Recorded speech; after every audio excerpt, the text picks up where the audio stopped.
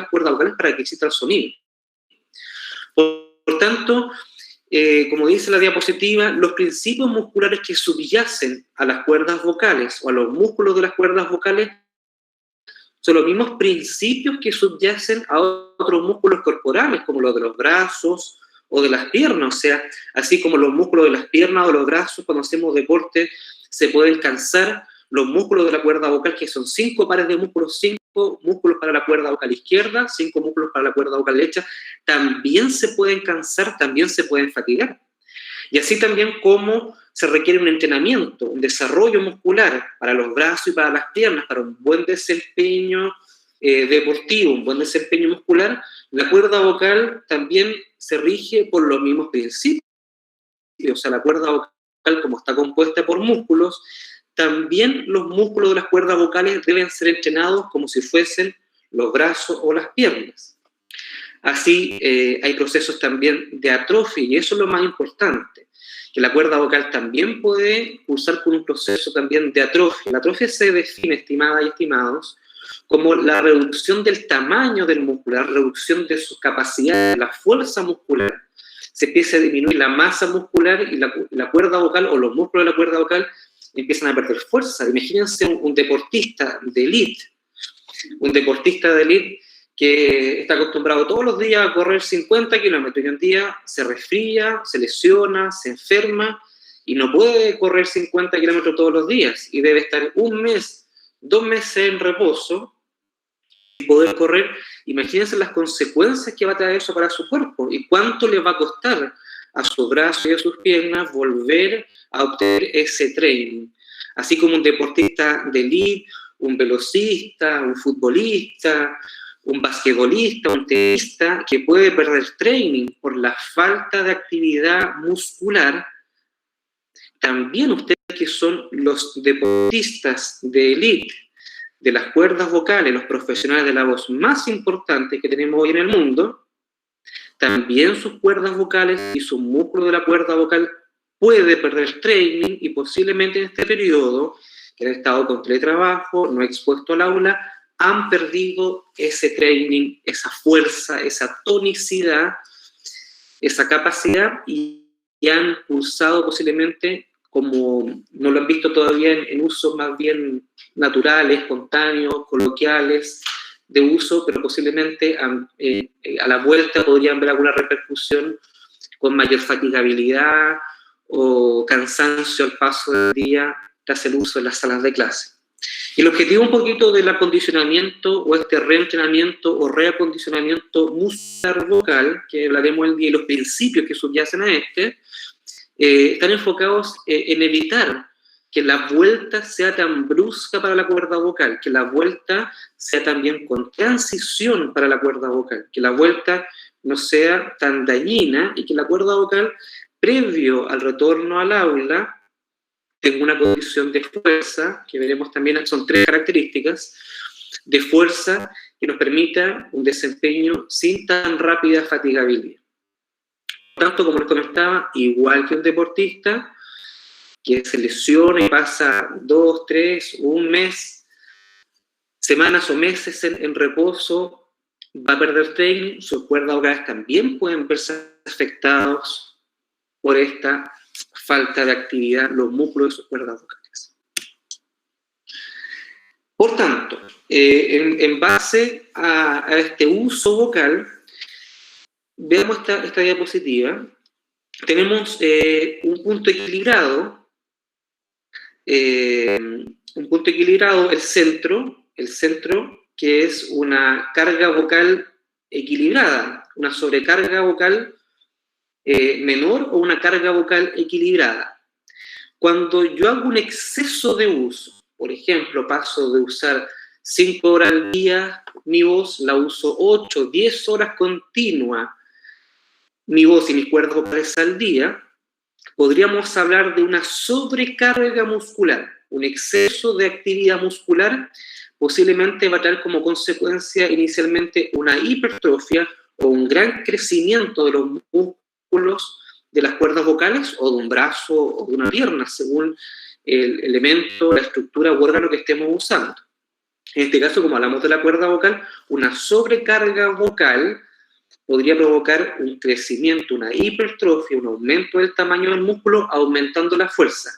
Sin embargo, si esta sobrecarga muscular se mantiene en el tiempo, va a provocar posiblemente una enfermedad, una patología por sobrecarga, que inicialmente va a partir con síntomas de cansancios, de fatigabilidad. Ya cuando la sobrecarga es muy intensa, es mayor, va a provocar un daño físico o un daño estructural.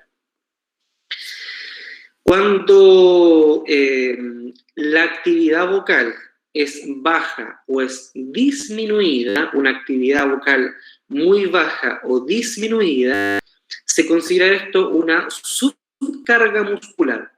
Una actividad muscular muy baja, muy sencilla, una actividad vocal muy débil, va a provocar una subcarga. Y todo músculo requiere siempre estar en movimiento. Lo que también, por ejemplo, se ha discutido mucho en el periodo que nos encontramos de pandemia, las personas que han mantenido, sobre todo adultos mayores que se han mantenido mucho tiempo confinados en sus casas, en la falta de actividad, la subcarga muscular, donde no han caminado mucho, no han hecho mucho deporte, el aumento de peso, y eso también, al retorno a la normalidad parcial, vamos a tener consecuencias también sobre estos músculos. Así que se le ha estado pidiendo a las personas que han estado mucho tiempo confinados en su casa, que han estado en cuarentena, empiecen a hacer actividad física, empiecen a moverse, a caminar, en las tardes, que sea un poquitito, pero se mantengan en actividad. ¿Por qué? Porque podría ocurrir en este caso un músculo que no se mantiene entrenado o que no se mantiene con una actividad física muscular basal, se provoca un proceso de atrofia muscular. Imagínense, como comentábamos también, un deportista de élite, así como ustedes son deportistas de la voz también de élite. ¿Cuáles serían las consecuencias de este proceso de atrofia muscular? Se van a lesionar más fácilmente, se van a cansar más rápidamente, un deportista puede tener lesiones más fácilmente, desgarros musculares más fácilmente, no va a haber un buen desempeño muscular, se va a cansar mucho más rápido antes de tiempo. Por tanto, ese es un gran problema, estimadas y estimados profesores, que nos encontramos hoy en día, el gran problema de este proceso de pandemia para nuestras cuerdas vocales y la voz profesional es la subcarga muscular. Y este proceso que se llama acondicionamiento vocal, lo que busca es eso, es que en este contexto podamos mantener los ejercicios vocales para que la cuerda vocal no pierda fuerza y que al retorno a la actividad con normalidad no sientan bruscamente el cambio en nuestras cuerdas vocales, porque podría aproximarse, generarse una enfermedad o una alteración, un daño en nuestras cuerdas vocales. Hoy en día, entonces, el foco es evitar el proceso de atrofia muscular. Les cuento también, hay estudios, sobre todo estudios brasileños, donde habla que una cuerda vocal, o las cuerdas vocales, tenemos dos cuerdas verdaderas o pliegues vocales, derecha e izquierda de las personas, hombre y mujer por igual. Las cuerdas vocales han demostrado en estudios que tras 20 días en reposo parcial o que tenga una actividad muscular por debajo del 70% de la normalidad, ya empieza a producirse un proceso de atrofia muscular, o sea, la masa muscular de las cuerdas vocales se empieza a reducir progresivamente. También estos estudios han podido demostrar, estimados profesores, de que es mucho más beneficioso y mucho más fácil para la cuerda vocal y sus músculos que mantengamos la actividad vocal parcial para no perder tonicidad o fuerza muscular, que llegar a este periodo de atrofia y tener que reentrenar a los músculos y volver a ese training. Por tanto, incluso cuesta más de lo que demoró la cuerda vocal en producir la atrofia, va a costar más semanas de lo que perdió la cuerda vocal tonicida volver a su ritmo normal.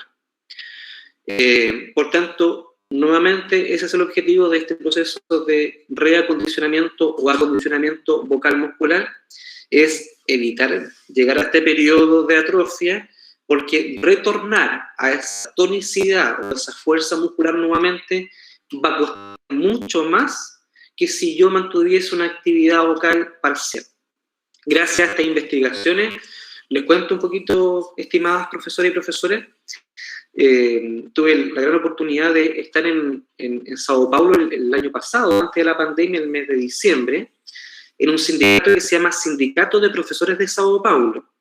Y estuve con mis colegas que trabajan en el sindicato con profesores de Brasil, de Sao Paulo, y ellos, en base a estos estudios, han argumentado la importancia, ni siquiera en tiempo de pandemia, en tiempo de normalidad, de que los profesores, algunas semanas antes de volver a marzo al aula, o sea, en los meses de febrero, e incluso una semana antes de volver al aula después de las vacaciones de invierno, se hagan estos planes de ejercicios vocales de acondicionamiento para que la vuelta a marzo o la vuelta después en agosto al segundo semestre no tenga tanto impacto para las cuerdas vocales de los profesores.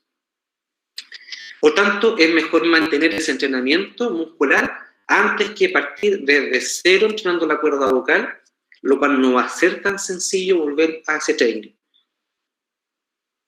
No sé si a ustedes les ha pasado, profesoras, profesores, si me pueden retroalimentar por el chat, si les ha pasado, por ejemplo, que después de vacaciones de verano, vuelven a marzo y han sentido las dificultades vocales de este regreso, han sentido molestia, han sentido incomodidad. Muchos, por ejemplo, me han comentado que ya en el mes de finales de marzo, principios de abril, como que la cuerda vocal ya empieza a tomar ese ritmo. No sé si a ustedes le ha pasado. Victoria me dice, te duele la garganta. Claro. Nosotros somos seres de adaptación. Si se seca la garganta. Sí, sí.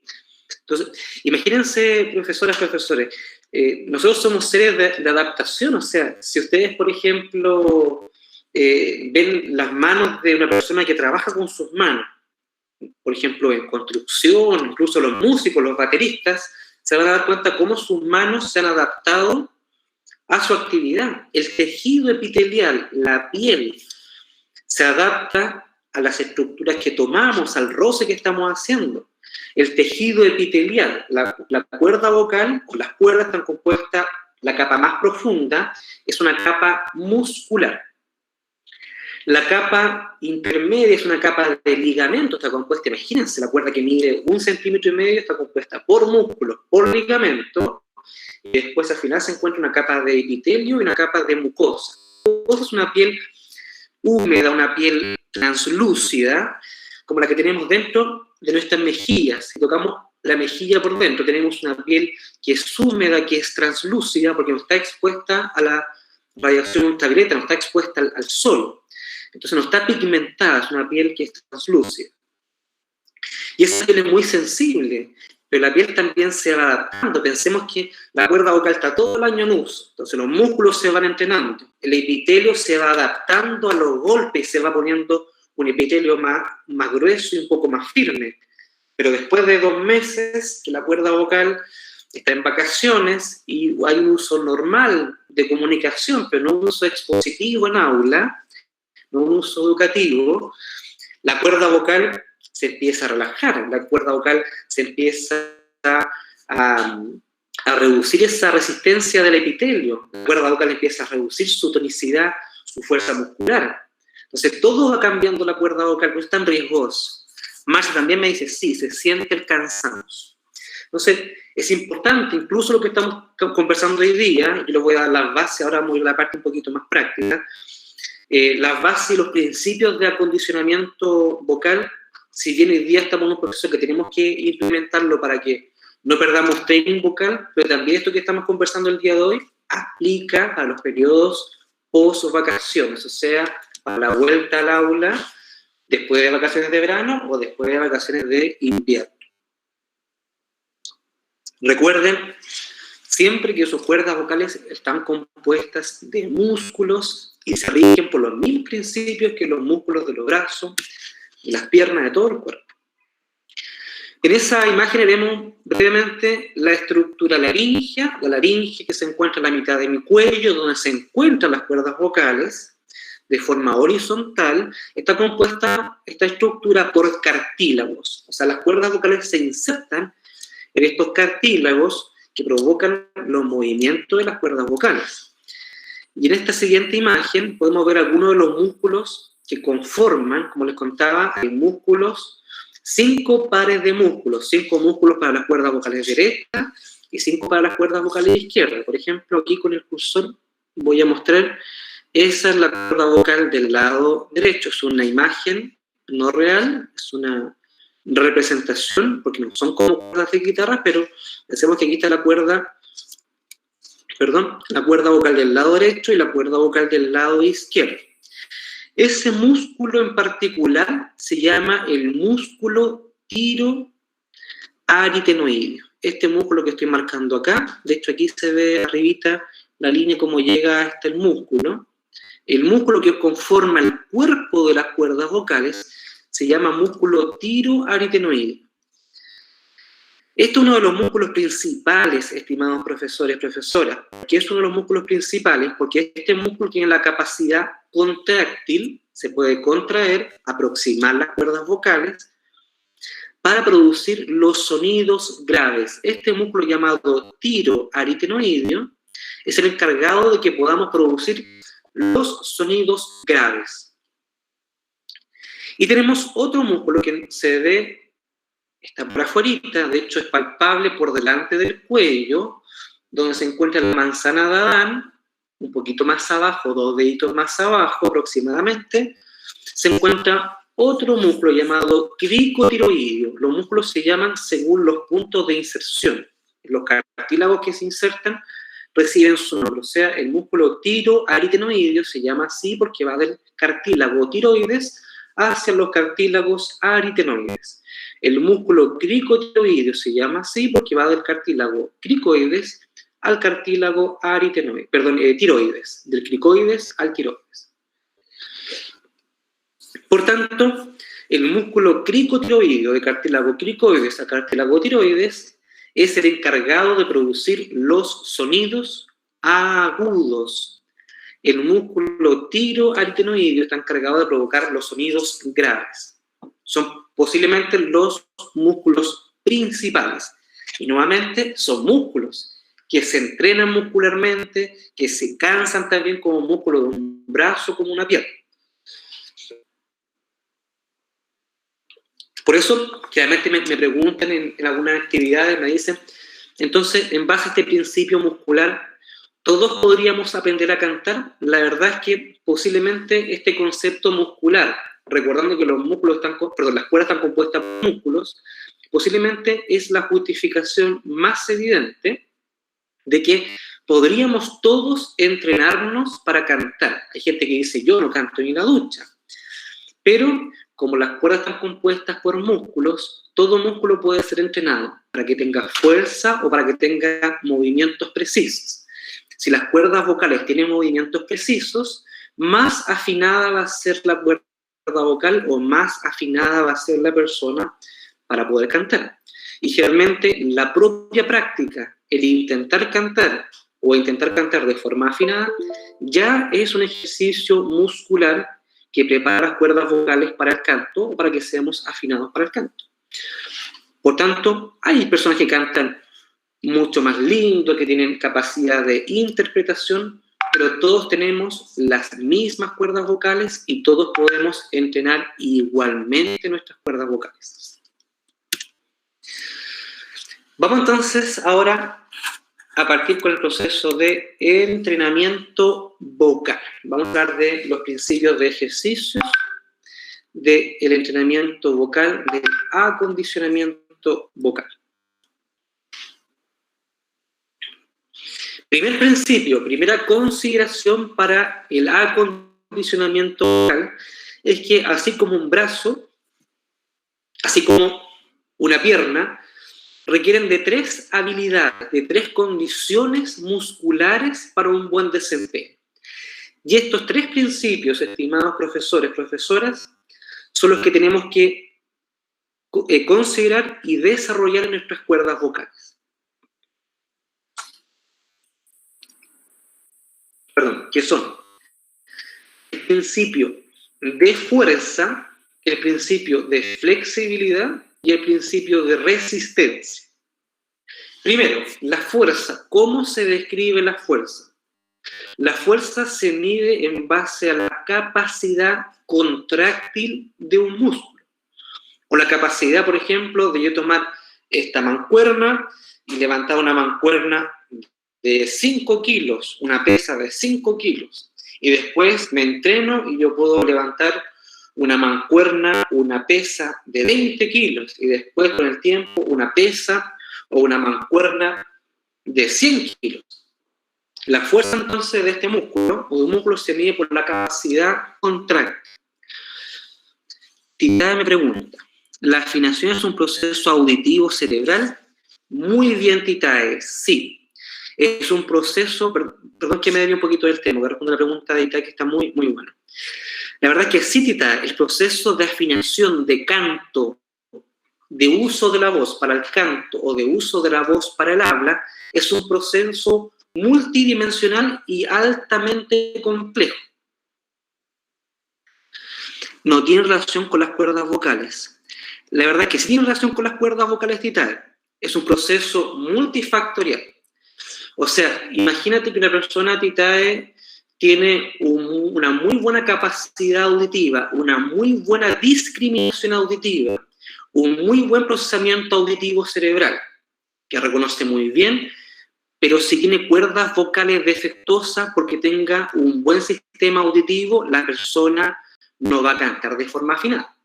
Por tanto, es un conjunto de muchos elementos y sí tiene relación con las cuerdas vocales, porque ese es el órgano efector. Y si el órgano efector no está en correcta condición, por muy buena capacidad auditiva o muy buen procesamiento auditivo central, no vas a poder ejecutar correctamente lo que bien planificas en tu cerebro. Todo es importante en este proceso, estimadas y estimados. Todo es importante. Perdí conexión. ¿Es un buen ejercicio cantar? Pregunta Pedro. Sí, vamos de hecho a hablar ahora de estos elementos. Me pregunta Titae. Claro que es un medio. Es como pensar, por ejemplo, un pianista. Si el pianista es un gran erudito, pero no tiene un buen piano, no se va a escuchar bien el sonido que emite este pianista. Todo es importante.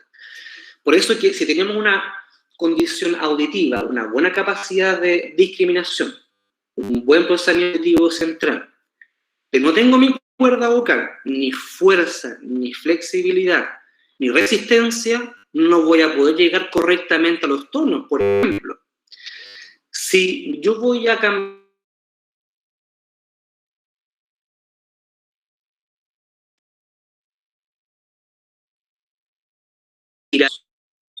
tengo que acortar los sonidos para la cuerda vocal grave.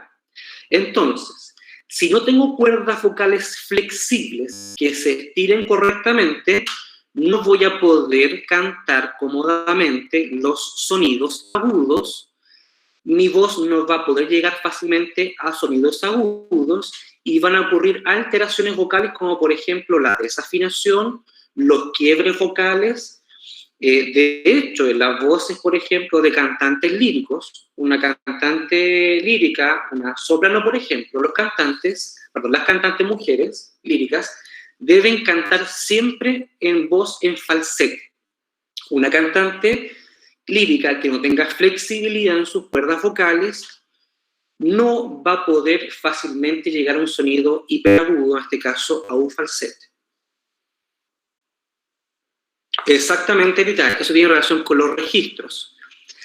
Pero aquí voy a hablar un concepto. Los registros, Titae, no hace referencia a cuán agudo llego yo con mi voz o cuán grave llego con mi voz. Cuando hablamos de registro, bajo, barítono, tenor, eso no son los registros. Meso, mezzosoprano, contralto, eso tampoco es registro. Eso se llama las clasificaciones de la voz. Meso, mezzosoprano, contralto, bajo, barítono, tenor, no son los registros de la voz. Eso se llama la clasificación de la voz. Los registros de la voz se definen biomecánicamente, fisiológicamente, como las modificaciones estructurales y modificaciones mecánicas de las cuerdas vocales para hacer un sonido vocal fry. Si yo hago esto, eso es un registro de la voz llamado vocal fry. Si yo hago esto, eso es un registro llamado registro modal. Y si yo hago esto, es un registro llamado falsete. Y esos son los registros de la voz titae. La tesitura se define, titae, como el máximo sonido agudo que yo puedo hacer y el máximo sonido grave que yo puedo hacer dentro de un rango de comodidad muscular para la persona. El más grave y el más agudo que yo puedo hacer dentro de un grado de comodidad, eso se llama tesitura. Y el máximo agudo y el máximo grave, independiente de la comodidad, eso se llama extensión tonal. Por tanto, la extensión tonal y la tesitura son similares, sin embargo, la tesitura es dentro de un rango de comodidad. Por eso es que en la voz cantada hay varios conceptos: clasificación, registro, extensión o tesitura, que son elementos todos distintos. Pero, nuevamente, el proceso de habla, el proceso de impostación vocal, el proceso de canto, es un proceso multifactorial, es un proceso multidimensional que depende de elementos cerebrales, de elementos auditivos, incluso de elementos llamados elementos propioceptivos. En el canto es muy importante un sentido que se llama la propiocepción, que quizás más adelante con el tiempo podamos conversarlo, pero para adelantar un poquitito les puedo decir que nosotros conocemos 5 sentidos básicos, que son el olfato, la visión, el tacto, el gusto y la audición. Hay 5 sentidos básicos, pero tenemos 20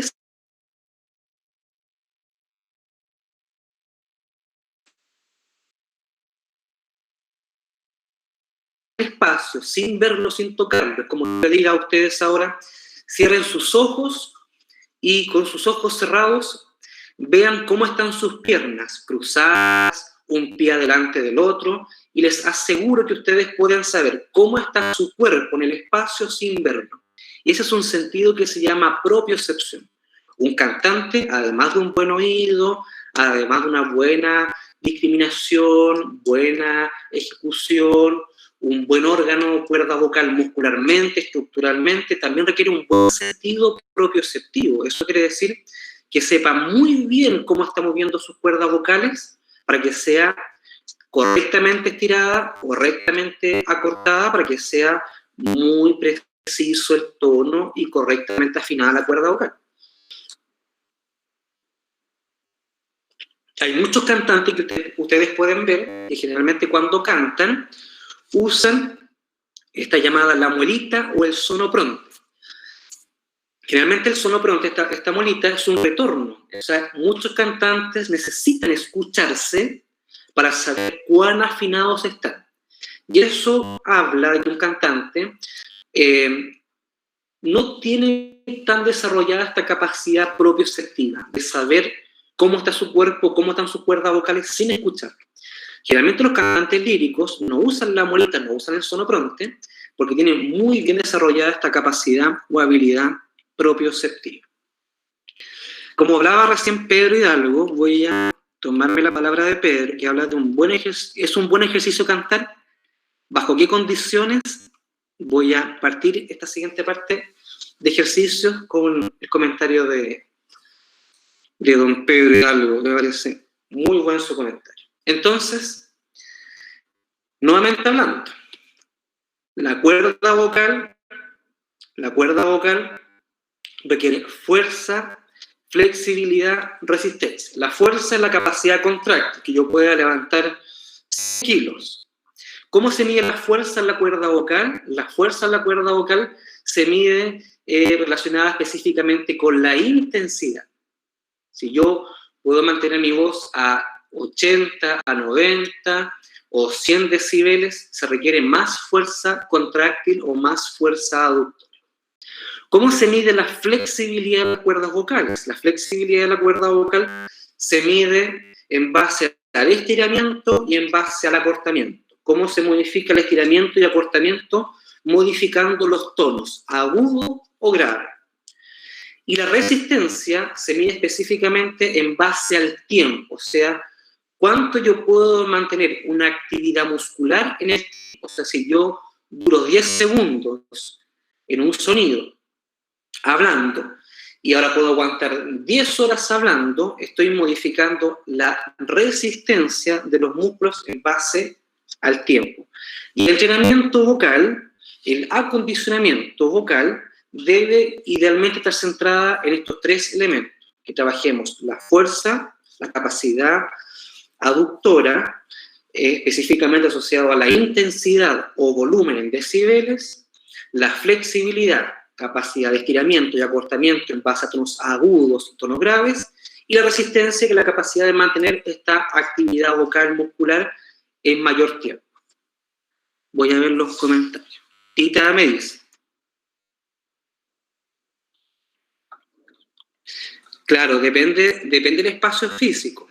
Depende del espacio físico, el sonopronte, Tita, depende de la capacidad autoevaluativa, el feedback o el biofeedback que tenga el cantante.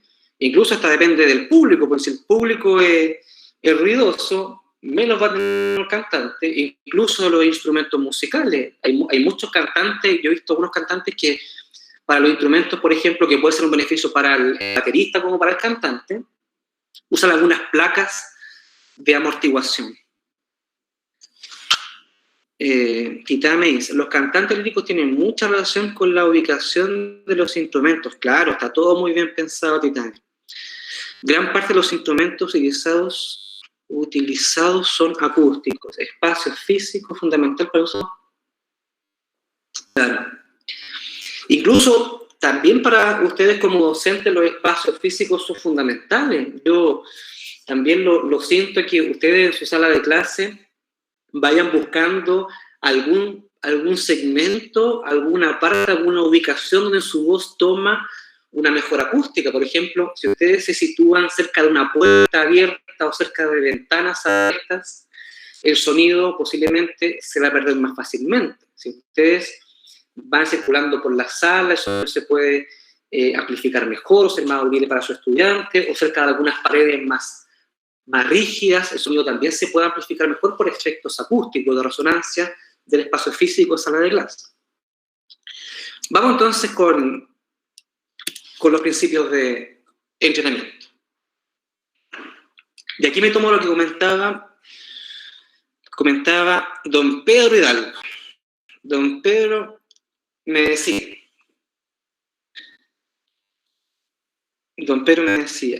¿es el canto un buen ejercicio? ¿Bajo qué condiciones? Sí. El entrenamiento vocal o el trabajo físico y muscular de las cuerdas vocales para el trabajo de la fuerza, flexibilidad y resistencia. Y de hecho, un colega norteamericano llamado Joseph Stemple diseñó un procedimiento que se llama Vocal Function Exercises, o ejercicios de función vocal, donde aquí cuerdas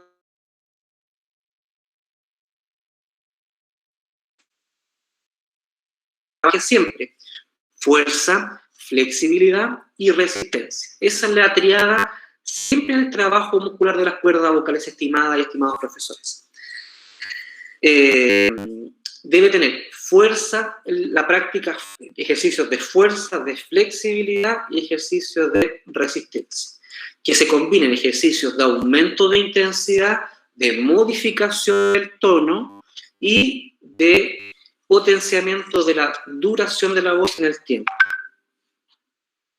¿Qué me dice Titae? ¿Es factible utilizar en la sala de clase lo que se colocan estudios de grabación caseros como esponjas acústicas? No es tan claro hacer algunos paneles acústicos, lugares a la esquina, costado. Esto me quería, sí, voy a comentar. Bien, buenos comentarios, muchas gracias. Estimado Titae, hay bueno su comentario. Le comento, una sala que esté solo amortiguada, o sea, cubierta completamente de estos paneles que se usan en los estudios de grabación, no es lo correcto. Sí se puede implementar en algunos puntos estratégicos, pero el proceso de amortiguación absorbe su voz. De hecho, hay niveles apropiados y de aceptabilidad de un concepto llamado reverberancia.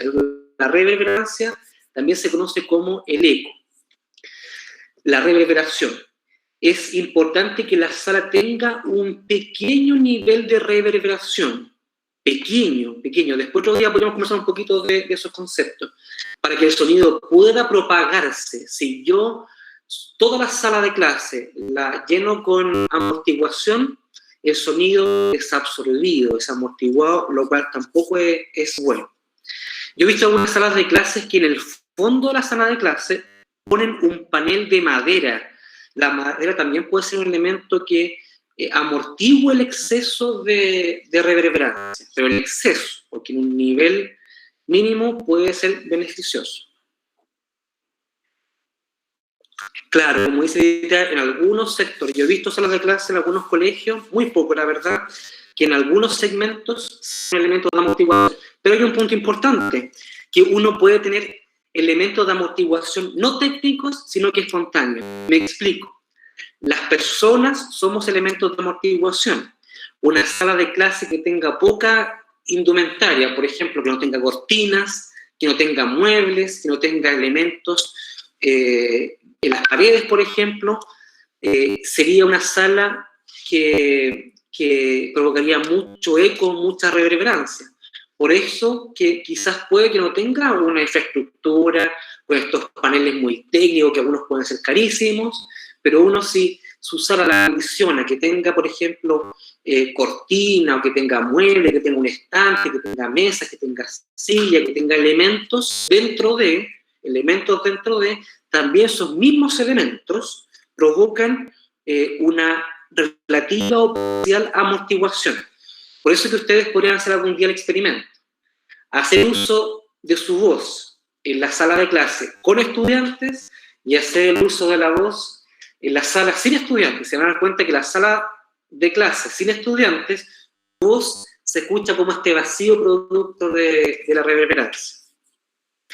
Pero que ustedes implementen indumentaria, elementos en su sala de clase, quizá la pizarra, quizá un diario mural, quizá las cortinas, como les comentaba, también son elementos sencillos que pueden ayudar a que la acústica de la voz, la acústica del espacio físico. Estrella me pregunta, me dice, ¿el uso de las mascarillas afecta a la voz? Muy bien, Estrella, sí, va a ser un tema a la vuelta al aula, porque va a ser una barrera para la proyección o una barrera para la impostación de la voz, el que estemos siempre con la boca cubierta. Fíjense cómo yo ahora estoy tapando mi boca con mi mano y ya se ve alterada la calidad de mi voz. Ahora yo saqué la mano de mi boca y la voz se escucha más clara, se escucha más nítida. Por tanto, el uso de la mascarilla va a afectar posiblemente en dos medidas a su voz a la vuelta. Primero, que va a amortiguar la intensidad o potencia de su voz. Primero, y también va a afectar a la inteligibilidad. El concepto de inteligibilidad quiere decir el entendimiento de la voz.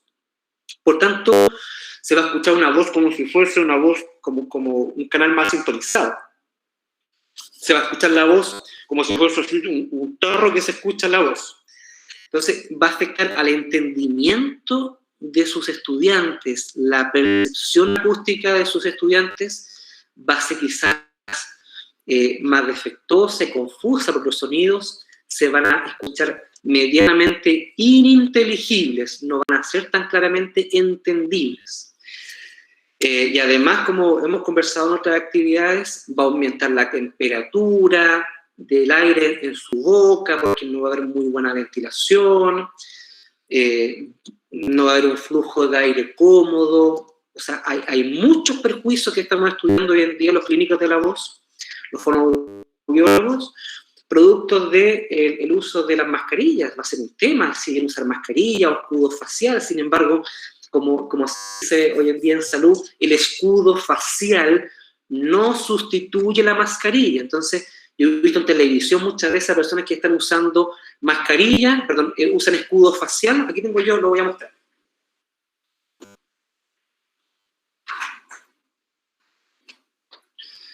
No sé si me pueden ver en la camarita. Tengo en el teléfono activado, por ejemplo, un escudo facial. Entonces yo podría usar, díganme ustedes si me pueden ver en el video, por favor, para mostrarles yo los instrumentos. Esto que tengo yo, gracias, muchas gracias. Esto es un escudo facial. Entonces protege la mucosa de los ojos, mucosa nasal, para que no ingrese estas gotículas, o también si yo estoy contagiado, no salgan estas gotículas. Pero el escudo facial no sustituye la mascarilla. Entonces yo siempre voy a tener que estar usando la mascarilla. Fíjense cómo ya se escucha distinta mi voz. Y siento la falta de renovación del aire. Entonces, en clase podríamos usar la mascarilla más el escudo y ya se ve mucho más afectada la voz, se ve mucho más ininteligible. Pero el escudo facial no sustituye a la mascarilla. Siempre vamos a tener que estar con la mascarilla.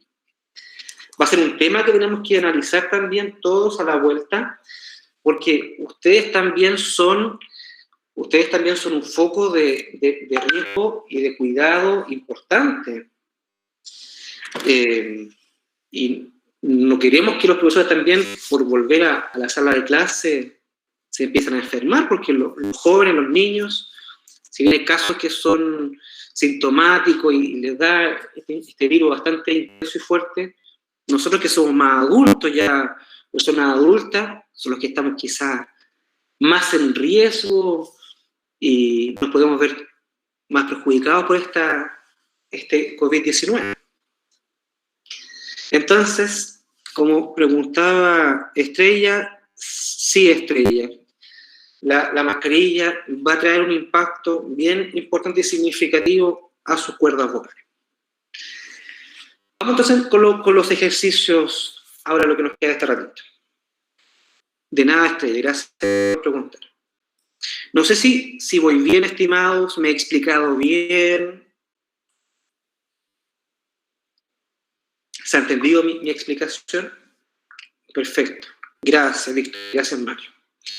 Entonces, los ejercicios de entrenamiento pueden ser clasificados, estimados, gracias, Pedro, en dos grupos. Pueden ser ejercicios, entrenamiento espontáneo o entrenamiento dirigido e intencional. Como preguntaba anteriormente Pedro Hidalgo, el canto, Pedro, se clasifica dentro del ejercicio vocal muscular espontáneo. Es como decir, yo camino cuando voy por el centro y es un ejercicio en mis piernas exactamente igual. El hecho de masticar, el hecho de comer, es un acto espontáneo, pero a la vez el acto de masticar y de comer está manteniendo la fuerza o tonicidad de mis músculos masticatorios, temporal, masséteros y pterigoideos, son los músculos de la masticación que están aquí en mi cara. Por tanto, hay ejercicios que son espontáneos. El canto, como preguntaba Pedro, estimado Pedro, el canto es un ejercicio vocal muscular espontáneo. Por tanto, el canto es un buen ejercicio espontáneo, el hablar es un buen ejercicio espontáneo, el leer un libro en voz alta es un buen ejercicio espontáneo para que yo mantenga la tonicidad muscular de mis cuerdas vocales en este periodo. ¿Bajo qué contexto el canto puede ser implementado. El primer principio, estimado Pedro, que pasa muchas veces con los que cantamos, hacemos karaoke, es que muchas veces queremos cantar imitando la voz del cantante. Ese muchas veces es un error técnico cuando cantamos. La verdad es que la canción frecuentemente está adaptada y cómodamente adaptada para la cuerda vocal del cantante. Y no siempre coincide con la cuerda vocal de nosotros que intentamos cantar la canción de un cantante. Por tanto, mi sugerencia, cuando ustedes canten, canten dentro de un rango tonal o con tonos que les sean cómodos a ustedes. No imitando la voz de un cantante muy aguda o no imitando la voz de un cantante muy grave. Por ejemplo, si a mí me gustan los Bee Gees, ¿conocen ustedes al cantante de los Bee Gees? Que él canta en falsete, el que canta, ¿cómo se llama esta canción de Fiebre de Sábado por la Noche? De John Travolta. Él canta en falsete, ¿cierto? Con mi guitarra nomás. Perfecto, Pedro. Porque ahí usted con su guitarra puede ir buscando los tonos según cómo a usted le queden cómodos esos tonos.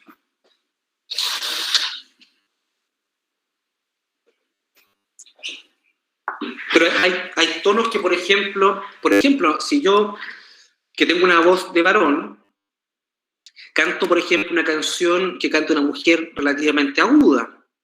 Entonces, me va a obligar a adaptar mis cuerdas vocales de una forma que pueden ser forzosas para mi estructura.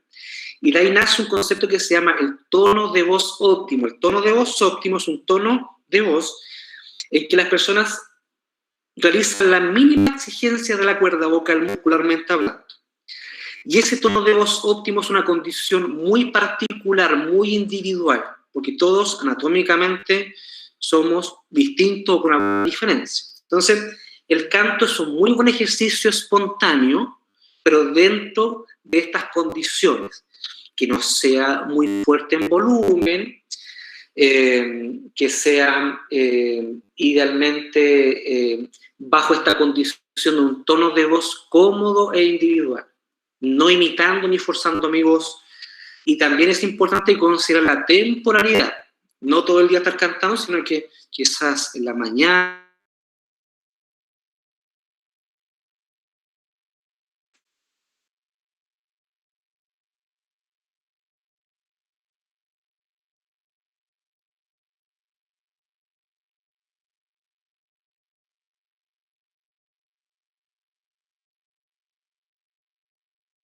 Tenemos dos tipos de ejercicio, entrenamiento o acondicionamiento muscular vocal. Uno que es espontáneo, y tenemos la simulación de una clase, lectura en voz alta, el hablar con otras personas, el cantar en la casa, pueden ser ejercicios espontáneos, ¿cierto? Voy a cambiar la diapositiva. Y la segunda clase, como les comentaba también, es un entrenamiento vocal espontáneo. Y piensen que ustedes han perdido en este periodo de pandemia esa posibilidad de entrenamiento vocal espontáneo. Como no están en clases, no han tenido la posibilidad de hacer esta oratoria y su cuerda vocal ha perdido este entrenamiento de forma espontáneamente mantenida. Ha perdido training. Me voy a centrar ahora en este tiempo que me va quedando en los entrenamientos dirigidos. Y para eso voy a buscar algunos elementos prácticos.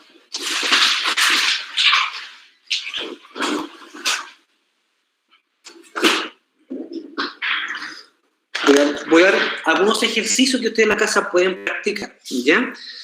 No son ejercicios mágicos, son ejercicios fisiológicos, ejercicios de entrenamiento vocal.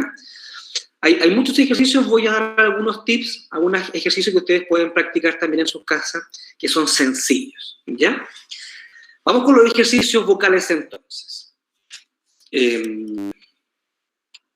Perfecto. Los ejercicios ahora no espontáneos, sino que ejercicios dirigidos y ejercicios musculares intencionados frecuentemente son los que da en este caso el profesional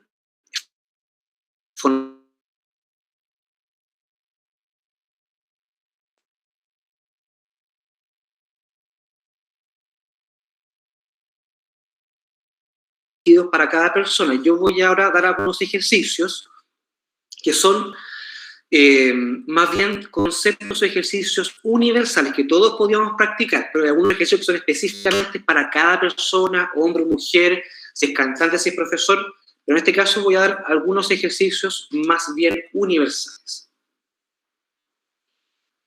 Entonces, los ejercicios musculares pueden ser clasificados en ejercicios no instrumentalizados, que yo no requiero nada más que mis propias cuerdas vocales, no requiero ningún tipo de instrumento, ejercicios instrumentalizados, que yo puedo requerir algún micrófono, algún instrumento, algún elemento ajeno a mi cuerpo, y vamos a ver algunos ejercicios tanto no instrumentalizados como instrumentalizados. Perfecto. Primero, de hecho, estas diapositivas se las puedo compartir para que recuerden cómo son los ejercicios.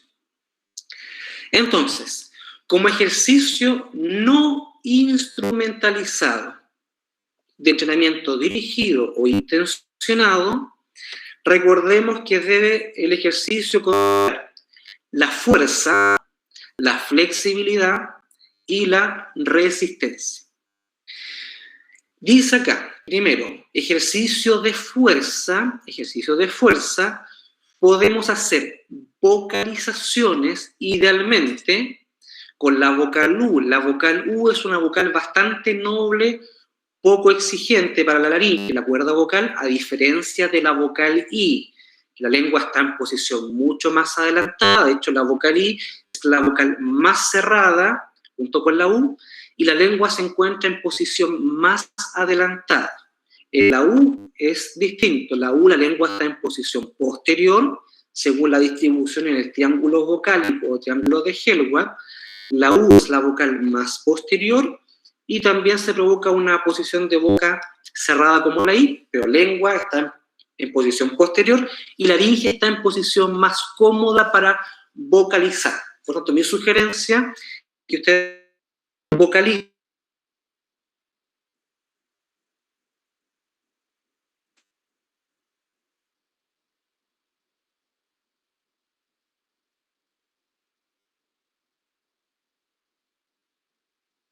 diapositiva y incrementar progresivo con la vocal U, o también puede ser ejecutada el sonido vibratorio R. Por ejemplo, uno lo ve en los cantantes y dice, ¿por qué un cantante hace estos ejercicios vibratorios? ¿Por qué un cantante hace estos ejercicios vibratorios? Porque la vibración lingual relaja los órganos, moviliza los órganos de la articulación. ¿Perfecto? La vibración lingual relaja los músculos de la articulación. Por tanto, puede ser ejecutado con sonido vibratorio R, o con sonido vocálico como la vocal U. Y voy a hacer cambios, incrementos, modificaciones. Voy a hacer cambios, incrementos o modificaciones de la intensidad gradual. Por ejemplo, con la vocal U.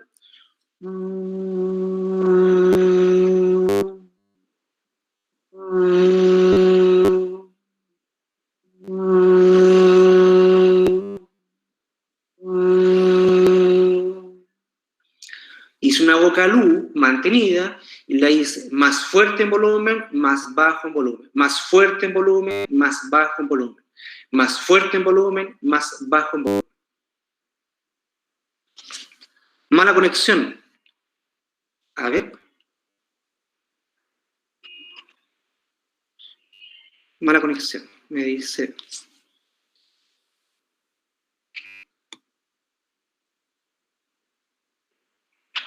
Voy a cerrar algunas cosas. Se pierde ratos. ¿Me escuchan ahí? ¿Se mejoró la conexión?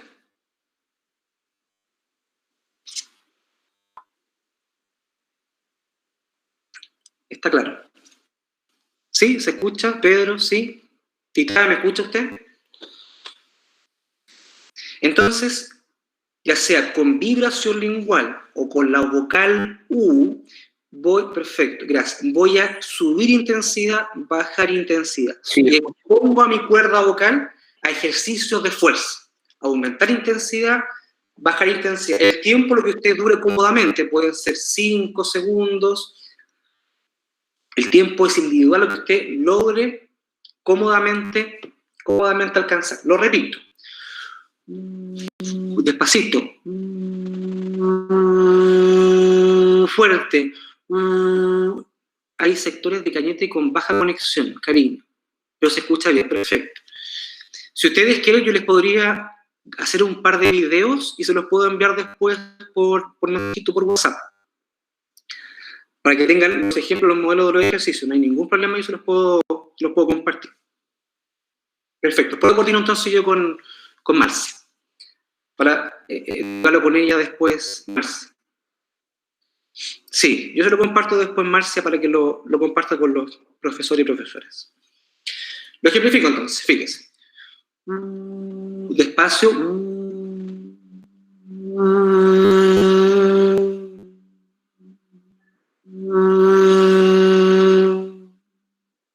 Despacio, fuerte, despacio, fuerte.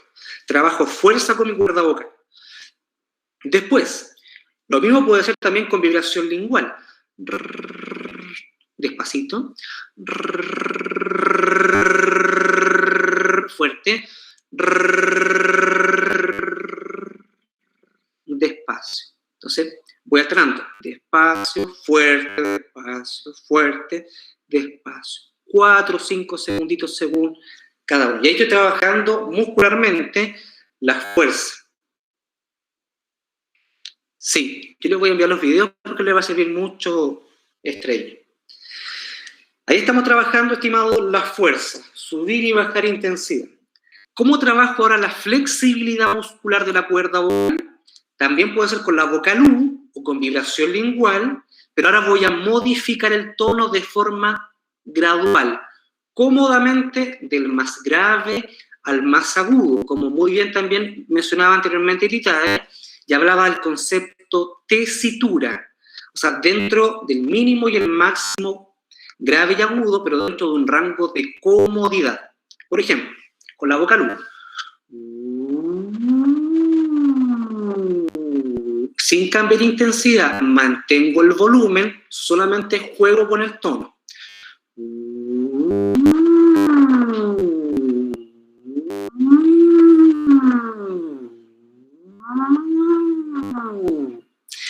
Esto que estamos trabajando ahora, ejercicios motores dirigidos, ¿cierto? Intencionados, también pueden ser practicados como ejercicios de calentamiento, como transición de la casa al aula, de calentamiento de la voz o también acondicionamiento dirigido muscular. Si es vibración igual, sería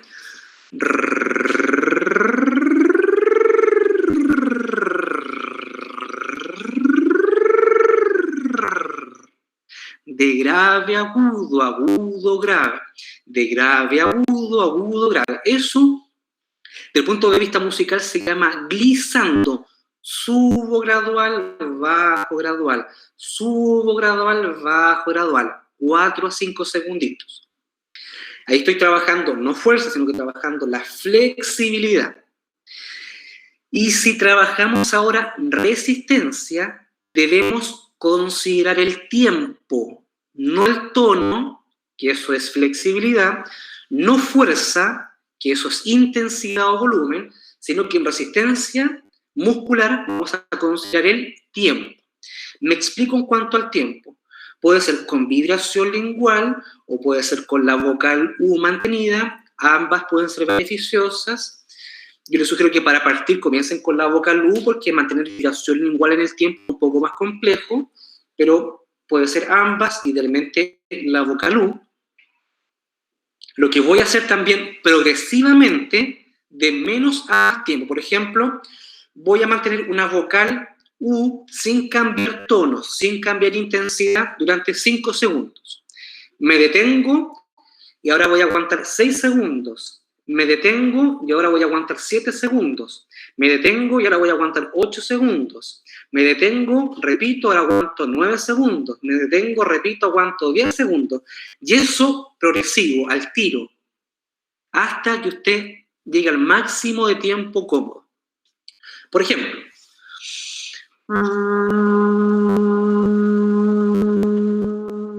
5 segundos. Tomo aire, repito.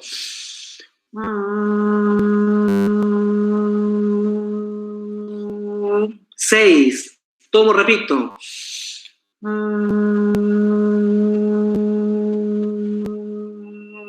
7. Tomo, repito. 8.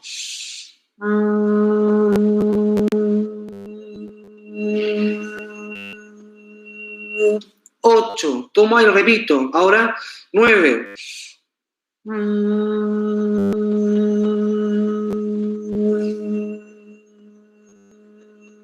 9. Tomo aire, repito.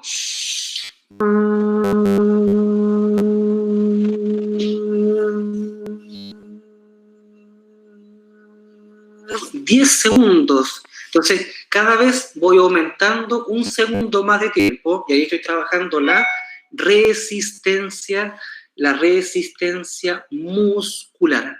Resistencia que se mide en base al tiempo que yo mantengo la contracción muscular. Entonces, esto puede ser un ejercicio dirigido, intencionado, específico y técnico para trabajar no libremente, sino que estructurado y ordenado, fuerza, flexibilidad y resistencia. El siguiente ejercicio, brevemente, también técnico, se llama ejercicio Lax Box. Se llama Lax Box y ustedes pueden usar, como está en la fotografía, un vaso como este, puede ser un vaso pequeñito, o un vaso como este debe ser aproximadamente unos 600.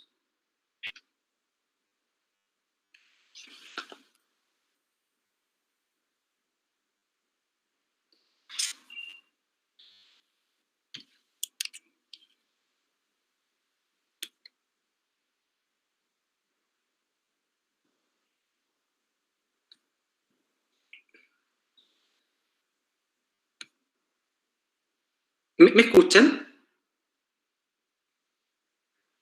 ¿Hola, me escuchan?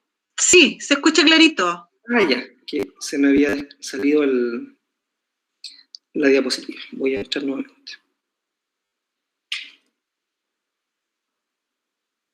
Ahí sí.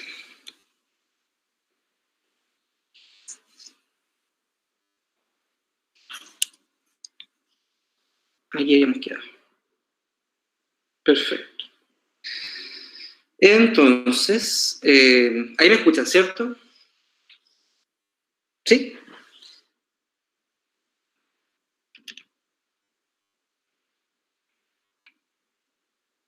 Entonces, el ejercicio del Lax Box voy a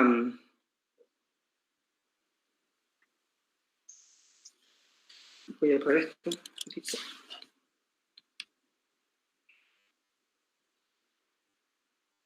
Ahí me ven, ¿cierto? ¿Me pueden ver bien?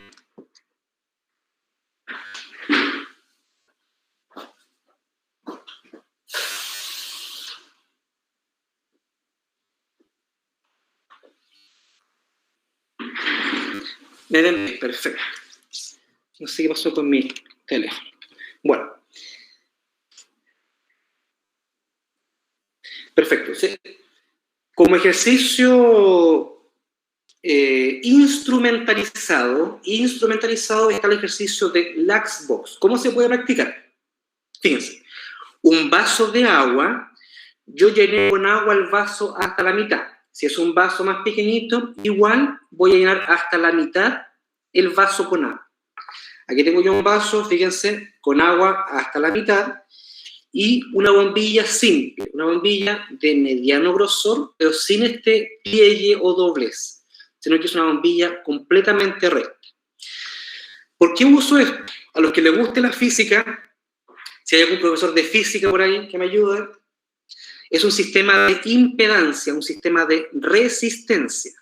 Entonces, ¿por qué yo uso el agua porque voy a aprovechar la densidad del agua para provocar un sistema de resistencia. Como yo no puedo amarrarle a mi cuerda vocal un peso o una mancuerna, lo que yo voy a hacer es usar la resistencia del agua para simular un peso o una mancuerna.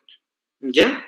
Entonces, lo que hace esta bombillita y este vaso con agua es simular como si fuese una pesa, un peso o una mancuerna.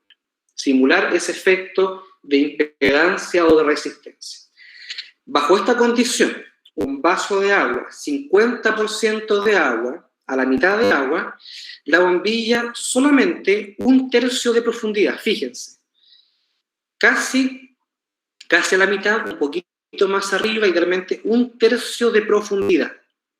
¿Me escuchan? ¿Me ven bien?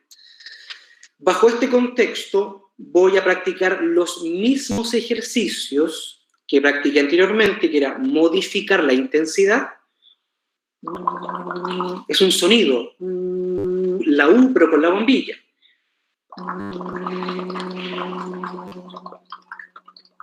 Fíjense, es la vocal U, con la bombilla provoca burbujeo.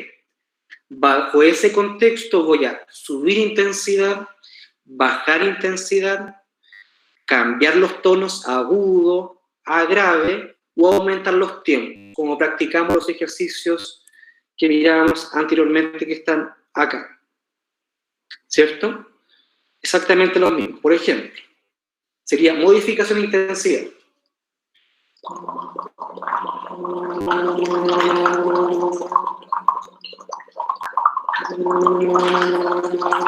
Aumenta el burbujeo porque estoy modificando la fuerza. Más despacio, más intensidad, menos intensidad. No es soplar, es hacer un sonido. En este caso es un sonido vocálico de una vocal U. Después, lo mismo, 1/3 de profundidad, pero voy a modificar los tonos. Trabajar flexibilidad de cuerda vocal.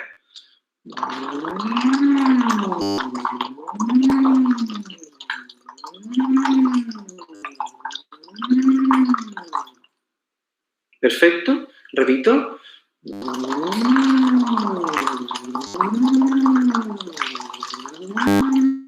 Hice esto.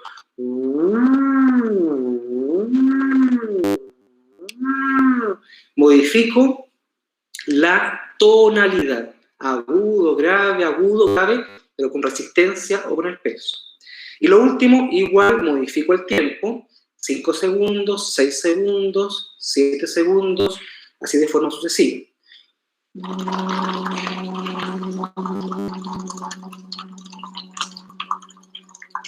Cinco segundos, descanso, repito 6.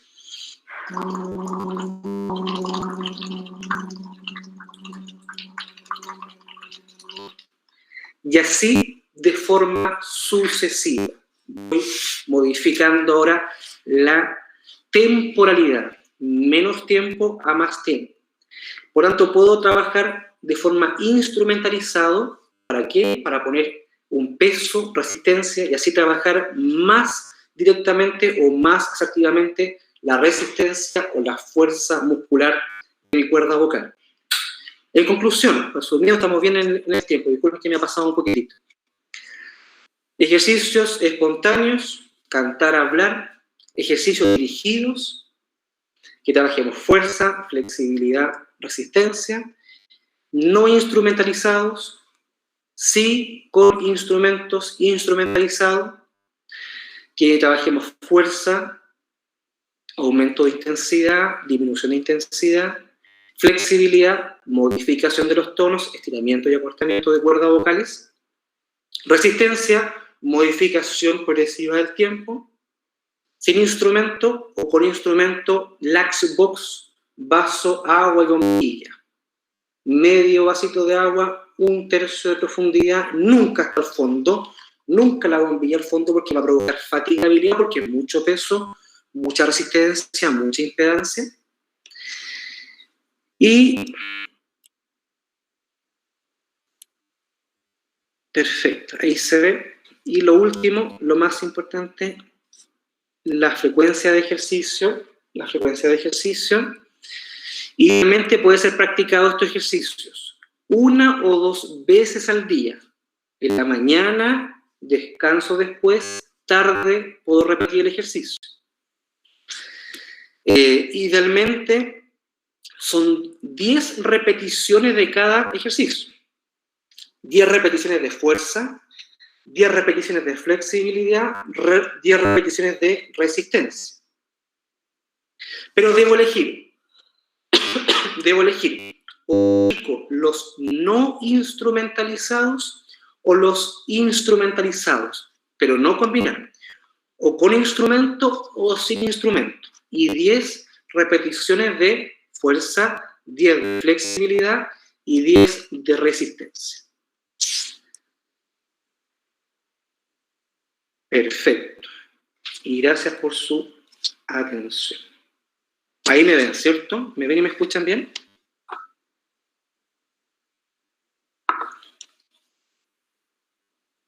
Sí. Perfecto. Gracias, Mario, Victoria. Gracias, Felipe.